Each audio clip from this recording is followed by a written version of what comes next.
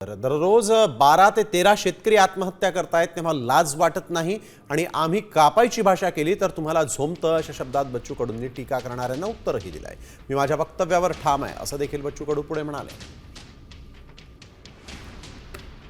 संग्रामपूर मधील सभेमध्ये बच्चू कडूंनी सांगितलं की आमदार जर लक्ष देत असेल तर त्यांना कापून टाका. आपल्यासोबत बच्चू कडू आहे. भाऊ, तुम्ही काय वक्तव्य केलं? जर तर आहे. आणि दुसरी गोष्ट, आम्ही बोललो तर एवढं काय झोंबतोय? रोज 12-13 शेतकरी आत्महत्या करताय. 6.5 लाख शेतकऱ्यांना आत्महत्या केल्या. ते आत्महत्या करून मरतय पाय घासून शेतकरी, तेव्हा तुम्हाला काही वाटत नाही. त्याची लाज नाही वाटायला पाहिजे.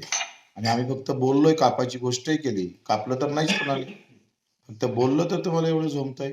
यांनी लाजा सोडल्या, बोलावंच लागन. हे बोलल्याशिवाय माझ्या शेतकऱ्याला जर न्याय भेटत असेल तर आम्ही जे म्हणाल ते करू.